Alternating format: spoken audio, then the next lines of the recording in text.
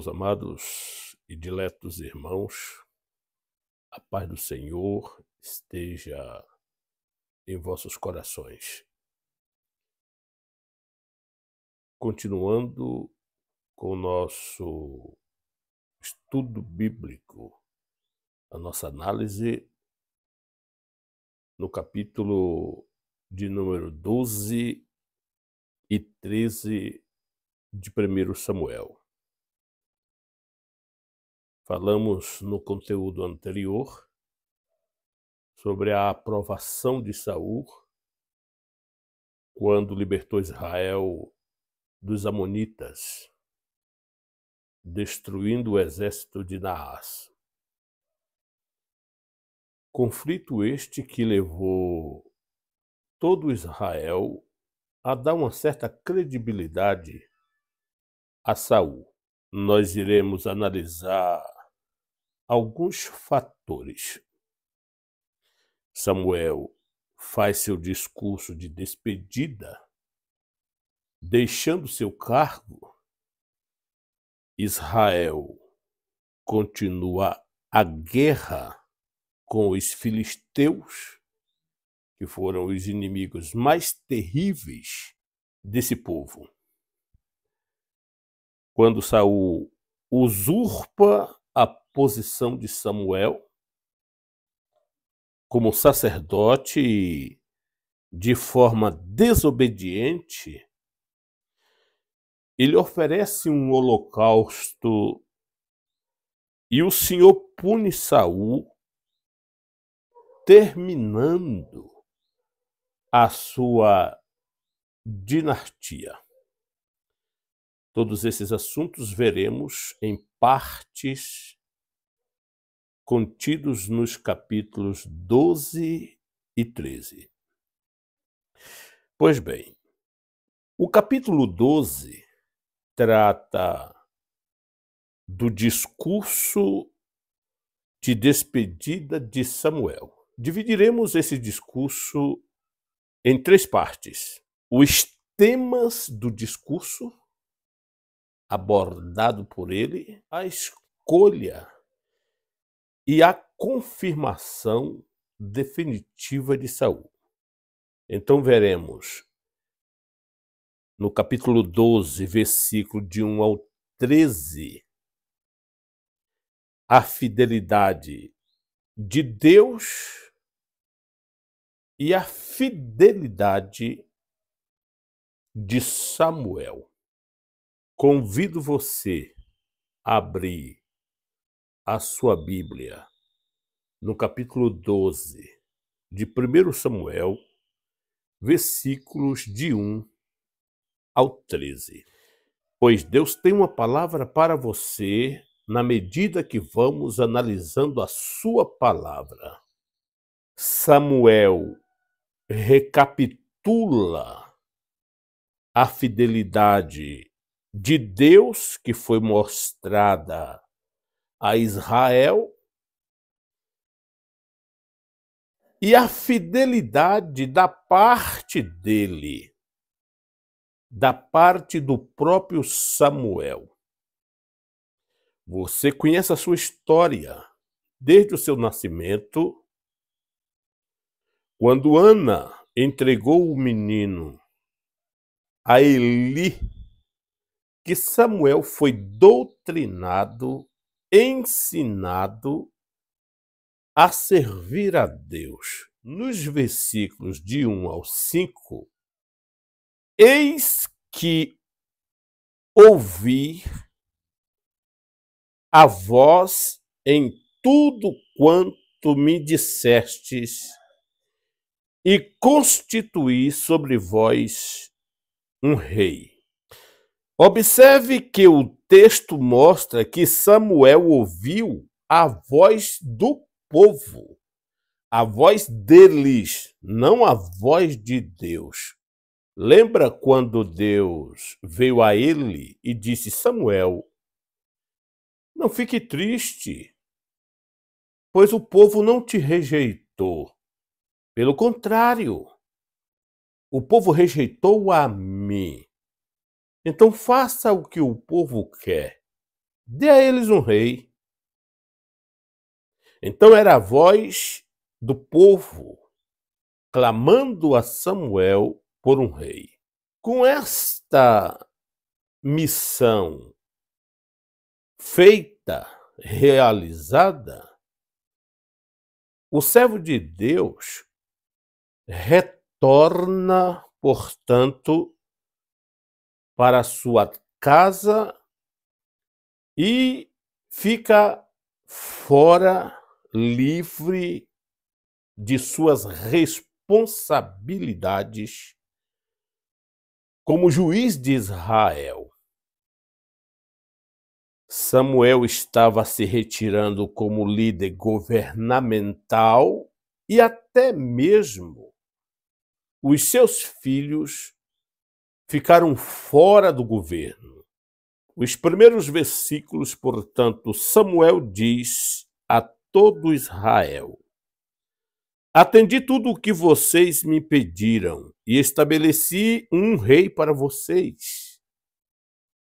Agora vocês têm um rei que os governará. Quanto a mim, estou velho e de cabelos brancos, e meus filhos estão aqui com vocês. Tenho vivido diante de vocês desde a minha juventude até agora. Aqui estou. Se tomei um boi ou um jumento de alguém, ou se explorei ou oprimir alguém, ou se das mãos de alguém aceitei suborno, fechando os olhos para a sua culpa, testemunhe contra mim na presença do Senhor e do seu ungido, isto é, de Saul. Se alguma dessas coisas pratiquei, eu farei a restituição. O que lemos aqui é a integridade, a fidelidade de Samuel durante toda a sua vida. Mas o texto continua e nos mostra a fidelidade de Deus também entre os filhos de Israel. O verso 6 está escrito o seguinte: então Samuel disse ao povo: o Senhor designou Moisés e Arão e tirou os seus antepassados do Egito e os fizeram habitar neste lugar. O que Samuel expõe nesse texto seguinte é que Israel deve se conscientizar de que nenhum rei humano, nenhum soberano, nenhuma força humana foi no Egito para tirar esse povo, mas o próprio Deus, o mesmo Senhor, Jeová, foi o Deus fiel aos patriarcas e libertou literalmente o seu povo das garras de Faraó. Samuel esclarece ao povo que Deus é o único que faz e fez Israel avançar no tempo. E que nenhum homem, nenhum indivíduo, nenhum rei humano é capaz de fazer alguém avançar em um propósito, em um objetivo, a não ser Deus. Então a fidelidade de Deus nesses textos é bem claro. E ele faz esse apanhado da história sagrada desde a saída do Egito até os seus dias, mostrando que Deus, Jeová, nunca esteve ausente em momento algum no meio do seu povo. Então não era necessário substituí-lo por um rei humano. Isso fica bem esclarecido esclarecido. No versículo de número 8, a palavra de Deus diz: o Senhor enviou Moisés e Arão, os quais tiraram vossos pais do Egito e os fizeram habitar aqui neste lugar. Ninguém, além de Deus, ajudou esse povo. Foi quem trouxe e plantou Israel em sua terra. E Israel deveria se conscientizar desta fidelidade de Deus. O verso 9, a palavra de Deus diz: seus antepassados, porém, se esqueceram do Senhor seu Deus. Então ele os vendeu a Císera, o comandante do exército de Azor, aos filisteus e ao rei de Moabe, que lutaram contra eles. Samuel faz recordações de fatos históricos, mostrando a infidelidade do povo, a ingratidão do povo a um Deus que sempre foi misericordioso e presente dentre os filhos de Jacó.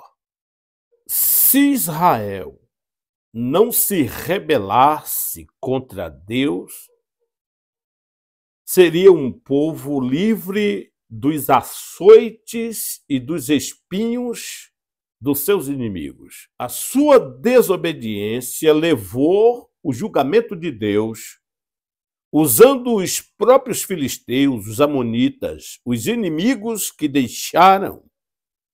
E esses inimigos foram como espinhos para eles. Foram como uma forma de punição de Deus para eles, dado as suas desobediências. Ora, se a nação fosse obediente, evidentemente viveria uma vida maravilhosa. Lembra da escolha que Moisés deixou ao povo? Escolha a bênção ou a maldição. Vocês têm o direito de escolher. Vocês têm o livre-arbítrio. Mas o propósito de Deus é que se obedeça para viver bem na terra e cumprir os propósitos de Deus. E isso Samuel deixa bem esclarecido aqui, que a cura da desobediência desse povo e a sua libertação era só através da punição. E olhando para nós seremos libertos, curados das injustiças deste mundo somente através da cruz de Cristo. Em 1 Coríntios, no capítulo 1, versículo 18, o apóstolo São Paulo diz o seguinte: pois a mensagem da cruz é loucura para os que estão perecendo, mas para nós que estamos sendo salvos, é o poder de Deus. Preste bastante atenção. Conforme o profeta, Deus mostrou sempre a sua fidelidade e não deixou cair palavra nenhuma das suas promessas. E se Israel estava passando por sofrimentos, perseguições, guerras, conflitos internos e externos, a responsabilidade era deles mesmos, que fizeram sempre a escolha de desobedecer a Deus. E agora eles cometem o maior erro deles, que foi substituir Deus para pôr um ímpio, um homem, como se o homem fosse solucionar os seus problemas. E como conhecemos a história, Saul foi um desastre já no princípio do seu governo, conforme veremos. O versículo de número 12, a palavra de Deus diz o seguinte: quando, porém, vocês viram que Naás, rei dos Amonitas, estava avançando contra vocês, me disseram: não, escolha um rei para nós, embora o Senhor, o seu Deus, fosse o rei. Lembra do vídeo anterior? Quando falamos sobre o conflito de Naás, que cercou a cidade de Jabes-Gileade e fez uma proposta desumana: eu não vou guerrear contra vocês, mas cada um de vocês, cidadãos de Jabes-Gileade, irão arrancar o olho direito, e assim manteremos a paz. Isto é, um exército aleijado, pois eles atiravam arcos e tampavam o olho esquerdo e mirava com o olho direito. Então ele queria, o diabo, um exército cego, sem mira, uma nação cega, sem mira, para poder ter o controle sobre eles. E o profeta Samuel então lembra a eles o grave erro que eles fizeram: substituir Deus por um governo humano. Veja que os israelitas não queriam se apoiar em Deus. Eles queriam um rei, algo débil, algo falível, algo sem qualquer estrutura para uma nação se tornar forte. E isto aqui fica como um alerta para as igrejas de hoje, da nossa geração, desde as décadas de 70, 80, quando veio para o Brasil o evangelho da libertação, o pensamento positivo, que o povo preferiram os falsos profetas que tiraram a esperança do povo, o olhar do povo do reino de Deus, para olhar para as coisas deste mundo. Transformaram os evangélicos em milhões de triunfalistas. E aí veio, portanto, os conceitos teológicos dos temas diversos da Bíblia. O pecado, por exemplo, se você não tem uma boa roupa, um bom emprego, se você não tem um bom dinheiro na sua conta bancária, você está em dívida com Deus. Tem alguma coisa errada. Esta é a visão do evangelho da prosperidade, que converteram a sã doutrina em coisas mesquinhas e humanas, falíveis, temporais, aqui na Terra. E o que nós temos hoje? Um monte de triunfalistas dos púlpitos e na nave da igreja por esse Brasil afora. Deixaram a sã doutrina por coisas perecíveis. Mudaram o sentido do evangelho. Está uma vergonha a Assembleia de Deus no Brasil. Esses caras se transformaram num monte de canalhas que elaboraram leis que lhes protege e lhes mantém no sistema até morrer. Isso é o retrato de um evangelho que substituiu Deus pelo governo dos homens, dos falsos profetas gananciosos. O pastor presidente de uma igreja Assembleia de Deus não sai do poder se não morrer.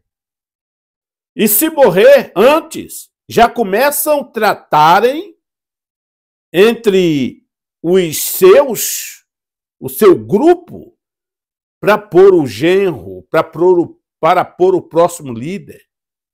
Por isso que Curitiba está passando uma vergonha. No Brasil inteiro, a Igreja Assembleia de Deus está passando uma vergonha de tantos escândalos por causa do poder. É a verdadeira exemplificação de um povo que substituíram Deus, o seu Cristo da cruz, por um homem mesquinho, avarento, que acha que a igreja é propriedade dele.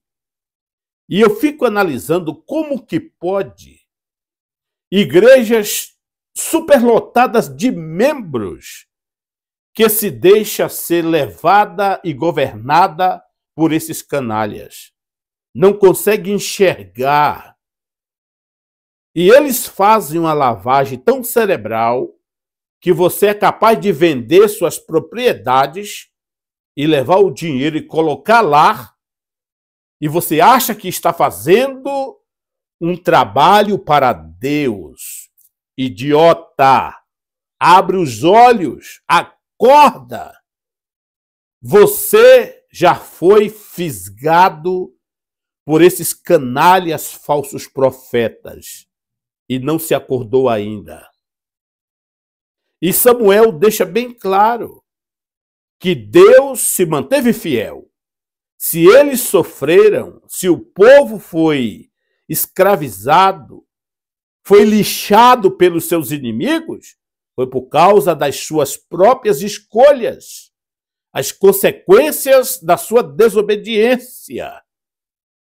Então, Samuel, nessa temática inicial do capítulo 12, mostra a sua fidelidade e a fidelidade de Deus. E ninguém tinha o direito de acusar a Deus ou a Samuel pelas práticas horríveis, desumanas do rei Saul.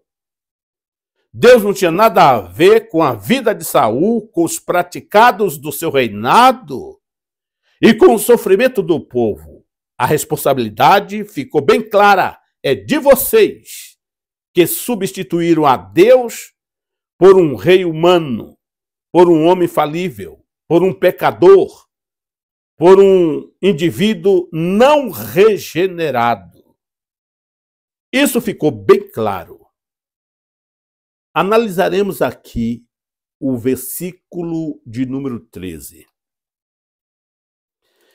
A Bíblia diz o seguinte: agora, aqui está o rei.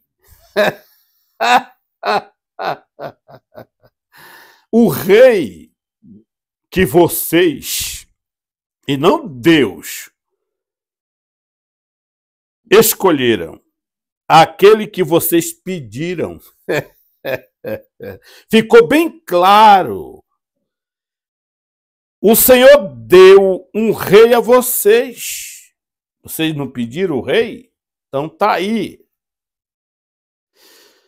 Deus deu o que eles exigiam. Deus cumpriu o que eles pediram. Deus sempre considerou o livre-arbítrio das pessoas, o livre-arbítrio do governo, o livre-arbítrio da família, do indivíduo, do Estado. Os resultados da nossa vida não é culpa de Deus. Por isso nós, nos dias de hoje, temos essas questões que aparecem na internet. Ah, por que aconteceu um maremoto, morreu tanta gente? Ah, um terremoto destruiu quase uma cidade inteira lá lá no Japão, na China.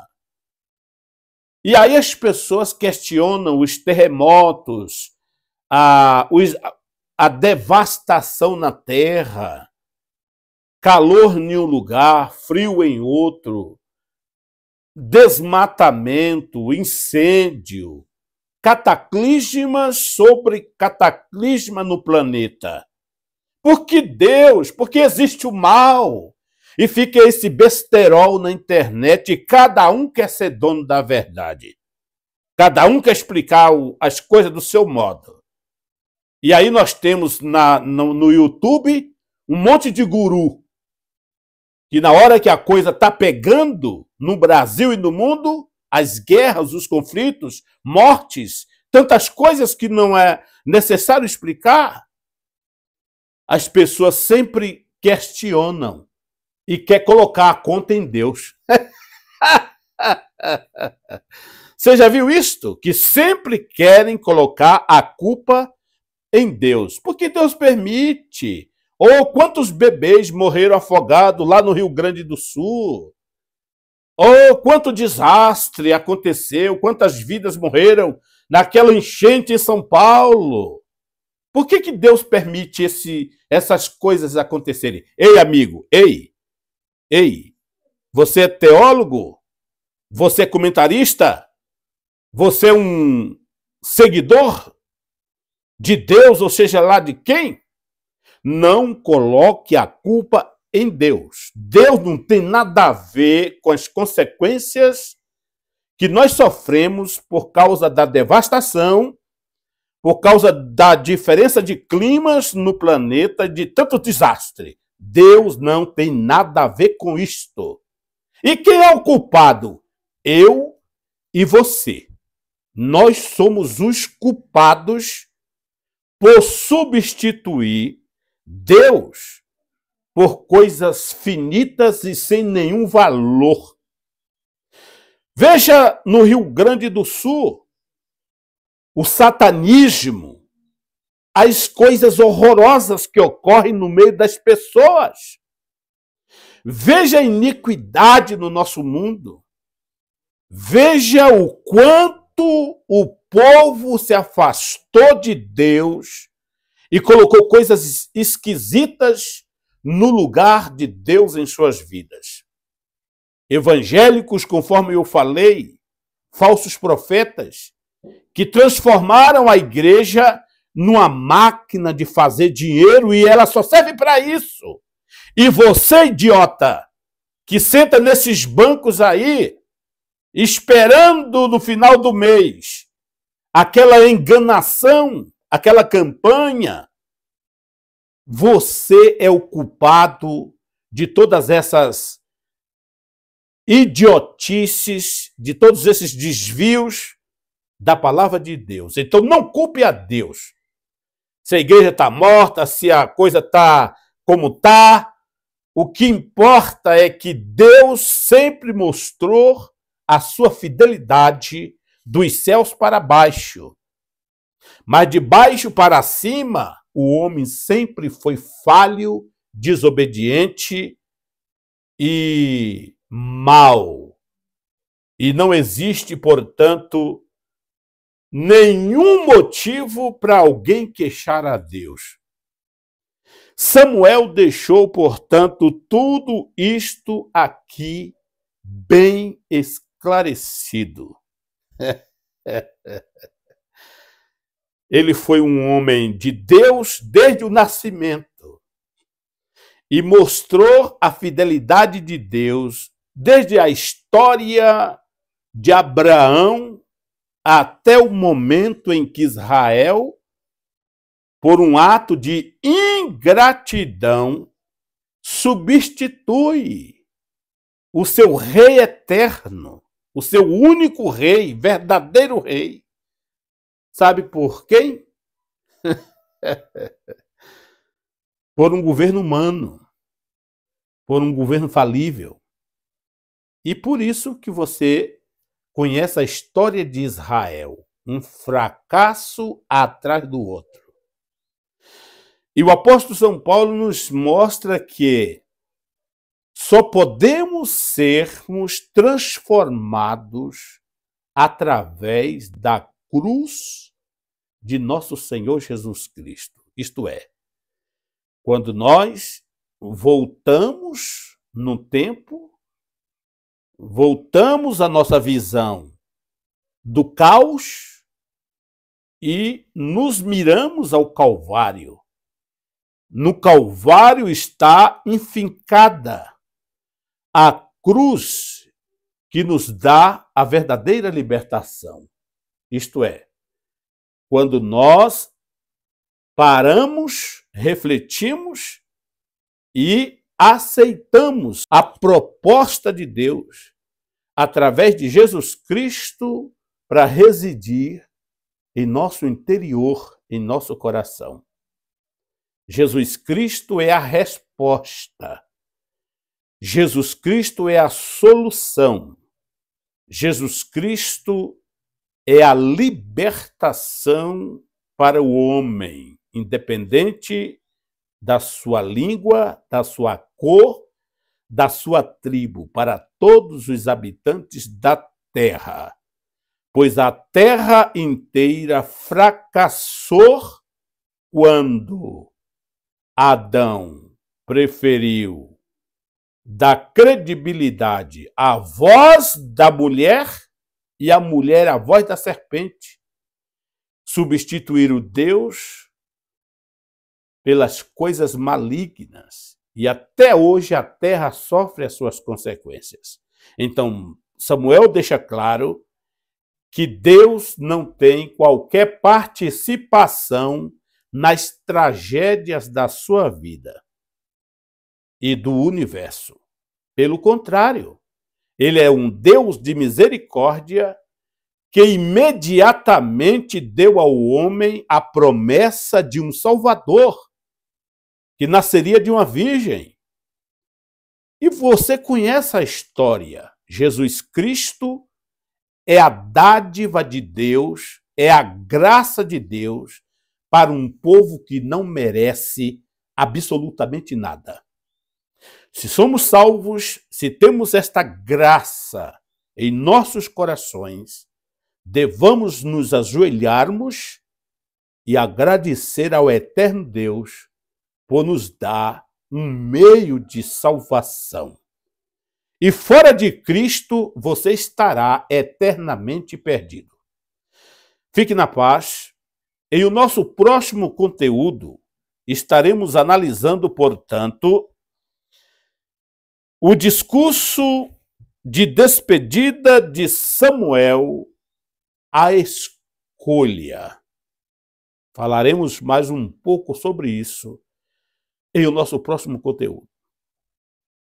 Se puder, deixe aqui o seu comentário, dê um joinha, se inscreva em nosso canal, compartilhe com as pessoas e seja abençoado por Deus através desta simples palavra, deste simples comunicador do Evangelho de Jesus Cristo.